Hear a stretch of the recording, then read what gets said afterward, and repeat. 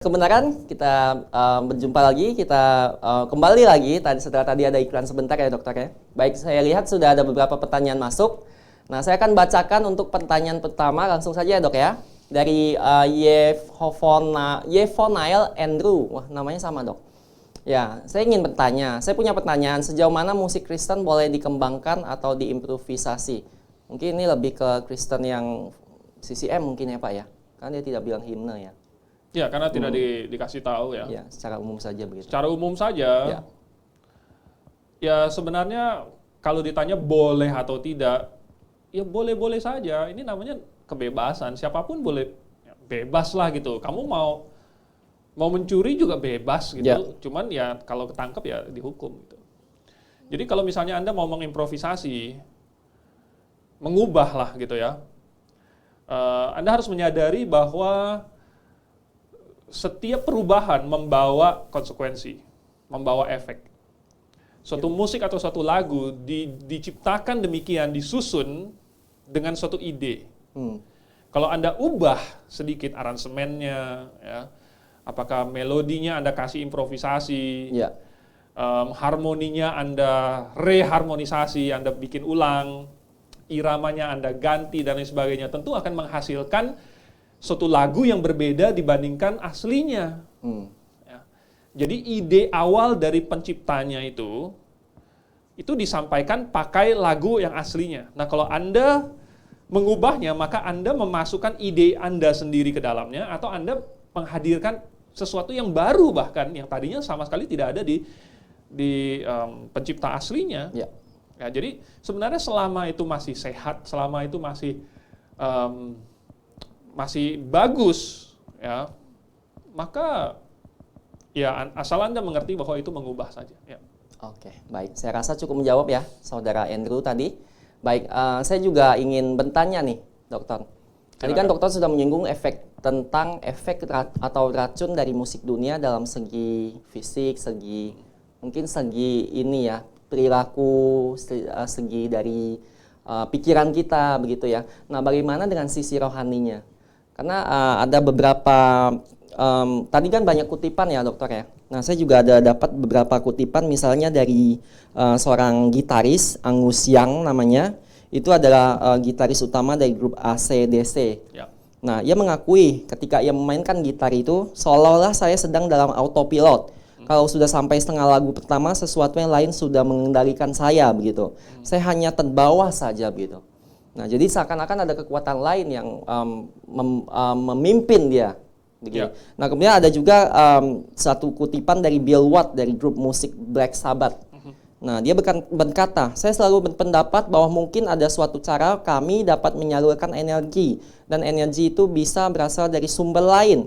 Kalau Anda percaya dari makhluk yang lebih tinggi yang sebenarnya melakukan pekerjaan itu. Saya sering merasa kita hanyalah makhluk bumi yang memainkan musik karena itu benar-benar aneh.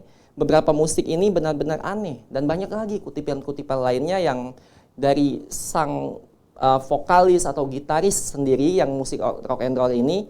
Dan mereka mengatakan ketika mungkin itu tentunya berpengaruh dari obat-obatan juga. Nah terlepas dari obat-obatan itu mereka seakan-akan dipengaruhi oleh sesuatu yang lain begitu. Nah, bagaimana menurut pendapat Dr. Andrew begitu? Ya, tadi tidak sempat dibahas karena waktunya sangat singkat sekali. Ya. Tetapi selain ada hubungan erat antara musik rock dengan narkoba, Ya. ada hal lain yang memiliki hubungan erat dengan musik rock, dan itu adalah okultisme. Ya. Okultisme memiliki hubungan yang sangat erat dengan musik duniawi, dengan musik rock. Ada suatu kepercayaan yang berasal dari Afrika, namanya voodoo.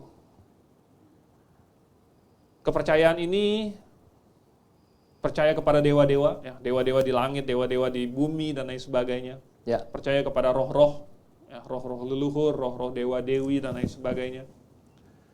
Nah, dan banyak ritual, dan dalam setiap ritual dari agama voodoo ini, kepercayaan ini, mereka menggunakan irama drum. Ya.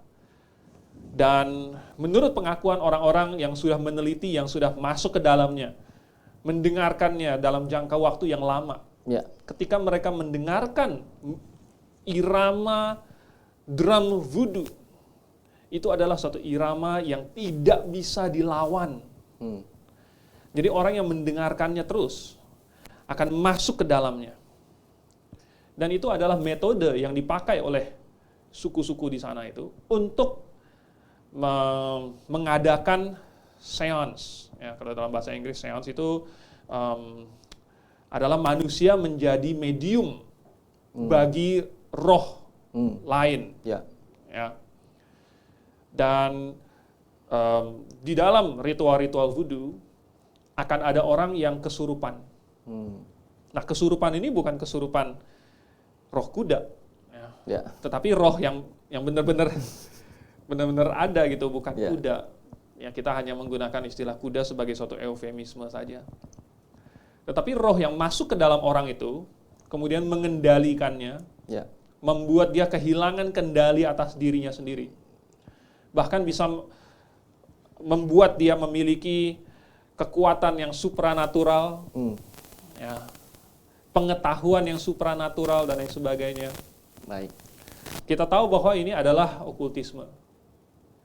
Dan sangat sulit sekali untuk masuk ke dalam keadaan terhipnotis itu, keadaan seance, trance itu, Ya. tanpa adanya irama musik drumnya. Jadi ini merupakan suatu medium yang dipakai untuk masuk. Ya. Ya. Jadi ada pengaruh ya terhadap kerohanian seseorang. Kalau seandainya seseorang membiarkan dirinya masuk ke dalam di situ, maka itu akan ada hubungannya. Ada lagi di berita di Amerika, saya lupa persisnya di mana, tapi saya pernah baca, ada seorang anak remaja yang ketika mendengarkan musik rock di ruang tamunya sendiri, akhirnya dia membunuh pacarnya di ruang tamu itu sebelum akhirnya dia bunuh diri. Wow. Memang waktu itu dia di dalam bawah pengaruh obat-obatan. Tetapi kita melihat efeknya pada jiwa seseorang. Nah, bahwa seseorang yang di luar mungkin kelihatan normal, kelihatan tidak ada masalah, tetapi bisa berubah ketika mendengarkan musik. Dan bisa didorong oleh musik itu untuk melakukan pembunuhan, melakukan bunuh diri. Ini efek dari musiknya. Nah, oleh sebab itu, bukan hanya efek kepada tubuh saja yang kita perhatikan, tetapi efek kepada jiwa, Ya. kepada rohani seseorang. Itu juga sama pentingnya. Begitu. Ya, jadi memang ada efek yang luar biasa. Ya. Kira-kira begitu. Dan berarti musik ini juga digunakan oleh si jahat sebagai sarana untuk menyebarkan pengaruhnya begitu, Pak ya. Betul. Bisa Ya. juga ya.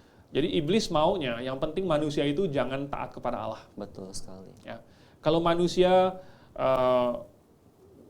memberi makan nafsunya sendiri, ya, mengikuti hawa nafsunya sendiri, oh iblis senang. Ya. Begitu. Baik. Ya. Baik. Terima kasih, Oke, Pak. apakah Baik, ada kita pertanyaan lain? ada. Kita lanjut lagi. Ini dari pertanyaan dari Pak Tobito Obi. Wah, ini salah satu yang rajin bertanya ini, Pak. Mantap. Dan sekali kirim itu ada listnya, Pak. Jadi banyak sekali pertanyaan.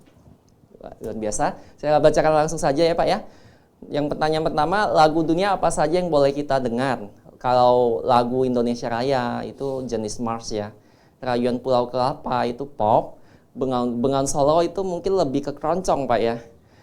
Gereja Tua itu lebih ke pop. Dan itu bolehkah? Mungkin ini sudah dijawab di episode sebelumnya tentang seri pengajaran tentang musik ini, Pak ya. Tapi tidak apa-apa, silakan dijawab saja, Pak.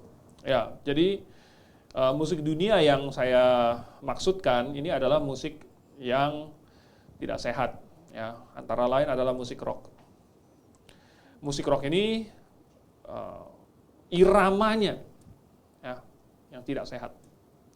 Dan itu menjadi ciri khas dari musik rock. Tentu seperti Indonesia Raya, saya tidak temukan adanya versi rock and roll-nya. Ya. Belum ketemu. Ya, dan saya yakin pemerintah Indonesia tidak akan mengizinkan itu terjadi. Karena efek dari backbeat itu adalah menjadikan musik tersebut sensual. Ya. Sedangkan Indonesia Raya adalah kebanggaan dari Republik Indonesia. Ini adalah lagu kebangsaan kita. Ya. Ini adalah identitas negeri kita. Ini adalah yang kita agungkan, bukan yang mau kita rendahkan. Oleh sebab itu pemerintah Indonesia tidak mengizinkan lagu Indonesia Raya untuk dimainkan atau dinyanyikan dengan cara yang tidak hormat. Itu ada di dalam undang-undang. Betul sekali. Ya, jadi Indonesia Raya nggak mungkin ada versi rocknya. Tetapi yang lain-lain misalnya yang tadi dangdut ya pop dan lain sebagainya itu ada backbeatnya.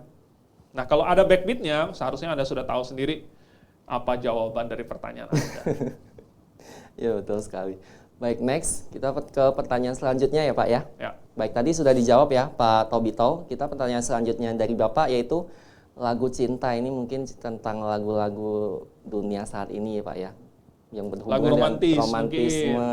Ya. Kalau tidak putus cinta, penselingkuhan, bla bla bla dan lain sebagainya yang menjadi tema lagu romantisme dunia ini sekarang. Betul. Untuk manusia atau pasangan apa boleh kita dengarkan, Pak? Ini seharusnya sudah terjawab ya? Iya, seharusnya sudah terjawab. Karena apa yang kita dengarkan ini bukanlah cintanya versi Tuhan. Betul Ya, sekali. cinta versi Tuhan, versi Alkitab, itu beda dengan versi dunia ini.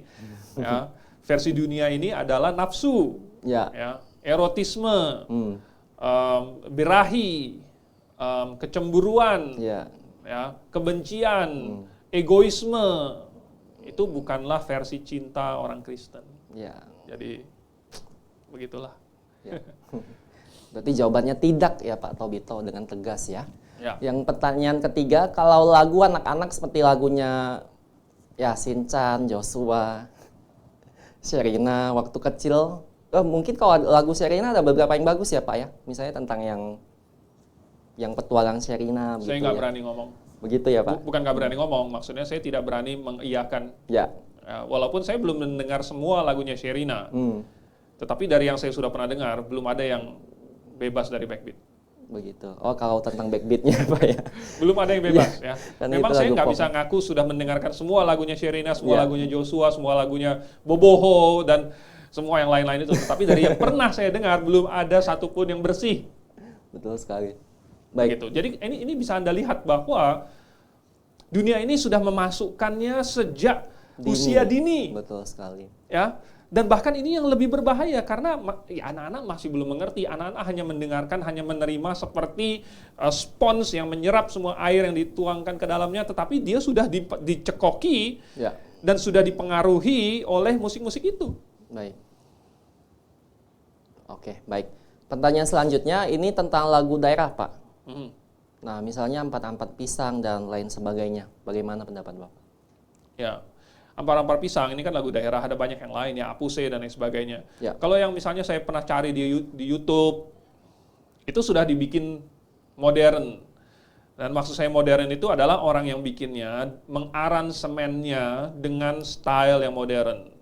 Ya, dan style yang modern itu ya Anda tahu sendiri ada apanya, ada backbeatnya. Tapi kalau misalnya nggak ada backbeatnya, ya namanya cuma lagu daerah saja, ya sudah. Baik. Baik, pertanyaan selanjutnya mungkin kita agak skip ya. Bisa ke nomor selanjutnya. Turun lagi. Nah, ini pertanyaan dari Mandian Yamnadoya ya. Apa saja musik yang bertentangan kepada Allah? Yang Pertanyaan bertentangan dengan singkat. Allah adalah musik yang bertentangan dengan sifat Allah. Ya. Ya, yaitu yang membangkitkan hawa nafsu, yang Baik. duniawi dan lain sebagainya. Saya sarankan Anda melihat kembali episode-episode yang saya berbicara mengenai musik, ya. Ada ciri-cirinya, ya, dari iramanya, dari teknik vokalnya, Anda bisa lihat sendiri. Di situ sudah ada jawaban yang secara umum Anda bisa pakai untuk menilai semua jenis musik. Dan saya percaya bahwa 99,99% musik di dunia ini bisa Anda nilai dengan akurat menggunakan prinsip-prinsip yang saya sudah sebutkan. Baik, semoga menjawab. Dan untuk pertanyaan selanjutnya, ini dari Bapak Andrew lagi. Yang pertama kita jawab pertanyaannya. Nah, ini pertanyaan kedua beliau dan dia berkata, berarti salah satu alasan gereja karismatik pakai drum dan musik yang berulang-ulang karena supaya jemaat bisa masuk fase trans ini, begitu. Bagaimana dan jawaban Pak Andrew? Seandainya saya Kepada Pak bisa Andrew. menunjukkan kepada para sahabat kebenaran Ya. satu video dari YouTube yang mungkin Anda bisa search sendiri. Ya, kata kuncinya misalnya Aduh, boleh nggak ya saya kasih tahu? Soalnya ini ada nama gerejanya dan ada nama pendetanya. Yang menunjukkan salah satu gereja di Kelapa Gading, Ya. di Jakarta, yang mengundang seorang pendeta yang sangat terkenal, yang di dalam kebaktiannya itu mengajak hadirin untuk menyerahkan diri mereka kepada tanda kutip Roh Kudus. Jadi mengajak jemaatnya untuk menyerahkan diri kepada tanda kutip Roh Kudus. Ya. Ya. Tetapi di dalam video itu terlihat bahwa mereka berjatuhan. Ya. Bahwa dikibas pakai jasnya, dia buka jas ya, kemudian pakai jasnya dikibas, lalu kemudian jatuh, katanya terima Roh Kudus tanda kutip. Ya. Saya jadi bingung, siapa di dalam Alkitab yang menerima Roh Kudus lalu jatuh? Coba cari di dalam Alkitab. Saya belum ketemu, saya sudah bolak-balik dari Kejadian sampai Wahyu. Saya tidak ketemu ada orang yang menerima Roh Kudus, yang menyerahkan diri kepada Roh Kudus, lalu kemudian tumbang, lalu kemudian kelojotan seperti orang yang epilepsi, ya, yang tidak bisa ngomong dengan koheren, yang kehilangan akal sehat mereka, yang kehilangan kendali atas tubuh mereka. Apakah Roh Kudus menjadikan seseorang menjadi sakit epilepsi? Dan apa musik yang dimainkan? Musik yang dimainkan adalah musik yang memasukkan orang ke dalam kondisi itu. Sehingga mereka bisa menerima sugesti dari panggung, dari mimbar, dari pengkhotbah pendeta. Lalu mereka dimasukkan ke dalam satu kondisi kesadaran yang di bawah sadar. Maksudnya, tidak sepenuhnya sadar. Begitu. Baik, mungkin terjawab ya Pak Andrew. Baik, untuk selanjutnya kita lanjutkan dari pertanyaan Bapak Tobito Obi. Baik, ini tentang film ini Pak. Film horor, thriller itu mungkin sudah jelas ya. Bagaimana dengan film Tuhan Yesus yang saat ini? Apakah boleh Pak? Maksudnya apa nih? Boleh nonton apa enggak gitu? Iya, mungkin. Iya betul sekali Pak. Boleh nonton. Boleh karena dia nonton tidak film horor, menanyakan film tentang thriller soundtrack gitu ya.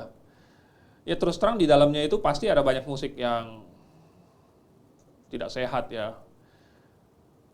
Jadi kalau Anda mau nonton, ya Anda nonton dengan pengertian bahwa Anda mendengarkan musik-musik seperti itu. Ya. Kalau Anda tidak punya alasan yang kuat untuk melakukannya, buat apa? Begitu. Nonton film tentang Yesus, ya apakah sesuai dengan Yesus yang di Alkitab? Ya. Karena setahu saya produser di Hollywood itu rata-rata nggak percaya Yesus. Betul. Jadi kalau mereka bikin film tentang Yesus, mau bikin film tentang apa? Apanya Ya. Yesus? Ya. Bagaimana Yesusnya yang dia ceritakan? Ya. Apakah sesuai dengan di Alkitab? Kalau Anda mau tahu tentang Yesus, Anda tidak harus nonton. Ya, kalau Anda mau tahu tentang Yesus, Anda belajar firman Tuhan. Anda datang ke Grafe, Anda datang ke Gids. Ya. Nah, Anda boleh tanya di acara kebenaran, belilah kebenaran dan jangan menjualnya. Kalau Anda mau tahu tentang Yesus, dari Alkitab. Baik. Pertanyaan selanjutnya, apakah boleh berdoa sambil menangis seperti tokoh Alkitab Nehemia? Apakah boleh berdoa sambil teriak atau suara tinggi lantang yang dimana biasanya membuat orang lain semangat? Apakah boleh berdoa Bapa kami berulang-ulang dikatakan misalnya 10 kali begitu? Ada 3 pertanyaan, silakan. Jadi yang menangis di Alkitab bukan cuma Nehemia. Ya, Daud juga tercatat sering. Ya, banyak orang yang menangis. Hana pernah menangis dan lain sebagainya. Pemungut cukai yang di bait suci yang Tuhan ceritakan itu berdoa sambil memukul dirinya. Ya. Boleh nggak menangis? Ya boleh-boleh aja. Yang salah adalah berpikir bahwa menangis itu adalah tanda iman. Ya, berpikir bahwa menangis akan bikin Tuhan mendengarkan doanya. Seolah-olah Tuhan kasihan, oh ini anakku udah menangis, saya kasih deh, saya kabulkan. Ya. Itu sangat kekanak-kanakan, sangat naif.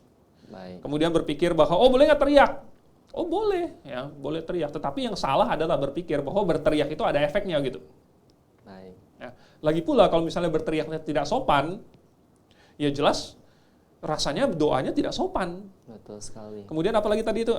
Itu Pak, berdoa doa Bapa kami 10 doa kali Bapa atau kami 10 kali. berapa kali begitu. Anda mau doa 1000 kali juga boleh. Ya.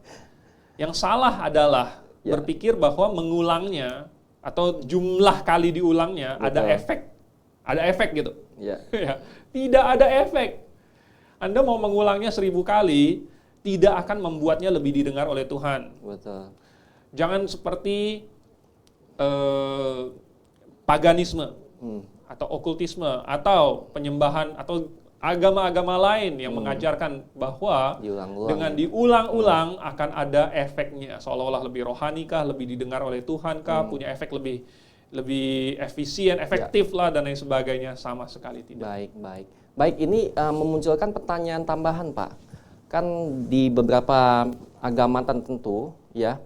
Nah, ini doa seperti ini yang diulang-ulang, ini mereka gunakan untuk bermeditasi begitu. Mereka katakan ketika mereka melakukan itu, mereka akan mendapatkan suatu terang atau cahaya begitu, Pak, atau masuk ke suatu dunia yang sebetulnya manusia itu tidak dapat capai, namun mereka dapat capai dengan menggunakan doa yang diulang-ulang sambil bermeditasi begitu, Pak. Nah, silakan. Saya pernah baca itu adalah suatu mantra. Ya. Jadi mantra ini dipakai untuk mengundang roh-roh tertentu. Ya. Roh yang berbeda diundang dengan mantra yang berbeda. Sama dengan roh-roh diundang pakai musik, pakai irama tertentu. Makanya di dalam agama Voodoo itu dewa tertentu dipanggil dengan irama drum tertentu, dengan nyanyian tertentu. Ya. Nyanyian itu adalah mantranya yang dinyanyikan, yang di-chant dalam bahasa Inggris ya, chanting. Jadi diucapkan dengan irama tertentu dan diulang-ulang. Ya, nah ini dia kalau misalnya orang Kristen mengucapkan doa Bapa kami, namanya aja sudah aneh, doa Bapa kami. Apaan? Hanya karena diambil dari kata-kata pertamanya Bapa kami yang di surga. Kenapa namanya doa Bapa kami? Kenapa diulang-ulang? Untuk apa? Apakah ini suatu mantra? Ya. Apakah dia pikir bahwa Tuhan itu bisa dipanggil atau Roh Kudus itu seperti dewa atau seperti roh jahat atau seperti iblis yang bisa dipanggil pakai mantra lalu kemudian masuk ke dalam hati manusia pakai mantra? Tidak demikian. Ya. Jadi kalau mengulang-ulang dan lain sebagainya itu mengambil konsep, meminjam konsep dari Paganisme. yang seberang, ya, yang seberang bahwa itu adalah satu mantra yang memiliki efek. Dan ada tujuannya. Ya, dan tergantung mantranya apa, ada tujuannya. Baik, sudah diluruskan ya Pak Tobito ya. Baik, pertanyaan selanjutnya dari Pak Frank Wangke. Beliau bertanya, bagaimana dengan lagu Mystical Gereja Purba? Seperti lagu Gregorian Palestina, Mazmur Plain Song, dan lagu-lagu gereja ortodoks yang mirip mengaji di Muslim.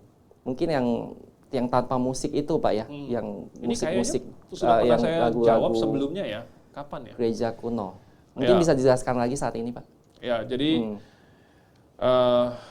setiap bunyi, setiap musik, setiap melodi, setiap aransemen memiliki pengaruh, memiliki makna. Ya. Ada tujuannya. Dulu gereja Katolik memakai musik tertentu. Ya.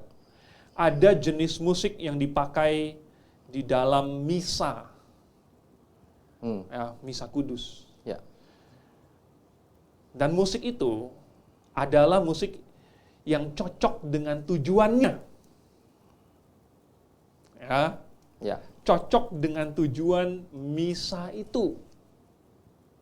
Nah, saya tidak mau banyak bicara di kesempatan kali ini, tetapi saya mau katakan bahwa tujuan dari misa kudus itu tidak sesuai dengan Alkitab. Ya. Karena misa kudus itu merupakan suatu penghujatan terhadap Yesus Kristus. Di dalam misa itu ada pengorbanan Yesus Kristus lagi. Yesus Kristus dimasukkan ke dalam hosti, ya, dagingnya, kemudian darahnya di dalam anggur, kemudian dikorbankan lagi. Ini sesuai dengan katekismus Gereja Roma Katolik sendiri. Saya bukan mengada-ngada, Anda bisa men-searchingnya di database online. Dan tujuan dari misa kudus itu tidak sesuai dengan apa yang tertulis, yang saya baca di dalam Alkitab. Oleh sebab itu, saya tidak mau menggunakan musik yang mereka pakai untuk tujuan misa mereka. Buat apa? Saya punya doktrin yang berbeda. Baik. Semoga cukup menjawab ya. Baik, ini pertanyaan terakhir dari Pak Tobito Obi, yaitu ini lagu-lagu apa saja yang cocok untuk pernikahan? Karena kita tahu bagi beberapa orang pernikahan itu netral ya Pak ya, suasana yang netral begitu ya. Nah mungkin bisa nanti diluruskan, dan apakah setiap lagu dapat digunakan begitu? Mungkin yang kata-katanya tidak memancing ke arah-arah yang bagaimana, tapi dimainkan hanya dan piano tanpa backbeat begitu, apakah dapat digunakan? Ya, pernikahan itu bukan netral. Ya. Pernikahan itu adalah suatu institusi yang Tuhan ciptakan, yang Tuhan tetapkan antara satu orang laki-laki dengan satu orang wanita, yang Tuhan persatukan di dalam suatu ikatan yang tidak bisa diputuskan oleh manusia, Ya. dan hanya bisa dipisahkan oleh Allah sendiri, yaitu lewat maut. Dan ini bukanlah sesuatu yang main-main. Ini adalah sesuatu yang kudus, ini adalah sesuatu yang bagus. Ya, sebab Tuhan sendiri yang berkata bahwa tidak baik seorang laki-laki sendiri saja. Jadi Tuhanlah yang menciptakan laki-laki dan wanita. Ada laki-laki dan ada wanitanya. Dan Tuhanlah yang menggabungkan mereka, menciptakan mereka, kemudian menjadikan mereka satu. Ya. Tuhanlah yang menjadi dasar dari pernikahan. Tuhanlah yang menjadi pimpinan di dalam pernikahan. Baik. Oleh sebab itu, maka suatu pernikahan yang sesuai dengan kehendak Tuhan, selayaknya juga memakai lagu atau ya di dalamnya ada lagu-lagu yang memuliakan Tuhan juga, yang menunjukkan bahwa memang Tuhan adalah landasannya, Tuhan adalah pemimpin di dalam pernikahan tersebut. Baik. Saya usulkan lagu-lagu himne. Baik. Cukup menjawab ya. Baik, karena keterbatasan waktu dan ada beberapa pertanyaan yang belum sempat dijawab, tapi tidak apa-apa. Nanti kami akan kembali lagi minggu depan dengan topik yang mungkin berbeda ya, tapi Anda bisa bertanya lagi di situ. Baik, seperti biasa saya berikan kesempatan untuk Dr. Andrew untuk menyampaikan closing speech-nya. Jadi, dunia ini memiliki banyak alat untuk meracuni kita. Ya. Salah satunya ada di dalam musik dunia ini. Kalau kita tidak waspada dan kita dengarkan, kita masukkan semua yang ditawarkan oleh dunia ini, kita masukkan, kita telan bulat-bulat, maka kita akan masuk ke dalam perangkap iblis, dan racun yang terdapat di dalam musik itu akan mempengaruhi tubuh kita, mempengaruhi jiwa kita, mempengaruhi rohani kita.